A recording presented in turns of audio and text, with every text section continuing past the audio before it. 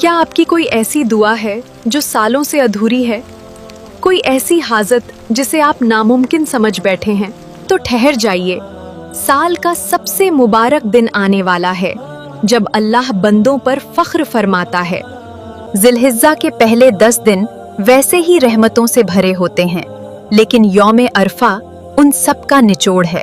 अस्सलामुअलैकुम, मैं हूं आपकी मेज़बान और आप देख रहे हैं नूरे हिदायत 360। ये वो दिन है जब शैतान सबसे ज्यादा जलील और रुस्वा होता है, क्योंकि रहमत बरस रही होती है।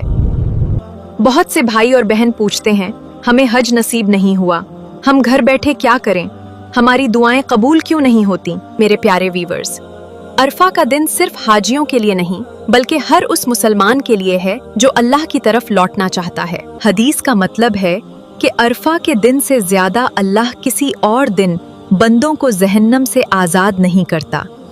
अब बहुत गौर से सुनिए वो खास अमल जो इंशाअल्लाह आपकी तकदीर बदलने का जरिया बन सकता है।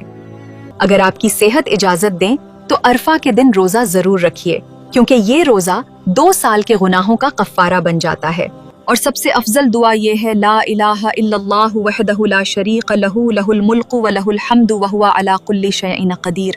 अल्लाह के सिवा कोई इबादत के लायक नहीं, वो अकेला है, उसका कोई शरीक नहीं, सारी बादशाहत उसी की है। और खास तौर पर असर से मगरिब तक का वक्त बहुत कीमती और खास होता है। इस वक्त दुनिया के सारे काम छोड़ दीजिए और अल्लाह के सामने दिल खोल कर रोइए।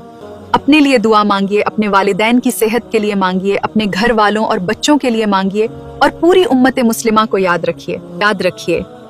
अरफा के दिन जो दुआ मांगी जाती है वो कभी खाली नहीं लौटती। अल्लाह अपने बंदों को मायूस नहीं करता। अगर आप भी इस मुबारक दिन ये खास अमल करने का इरादा रखते हैं तो कमेंट में इंशाअल्लाह जरूर लिखिए और इस वीडियो को ज्यादा से ज्यादा शेयर कीजिए।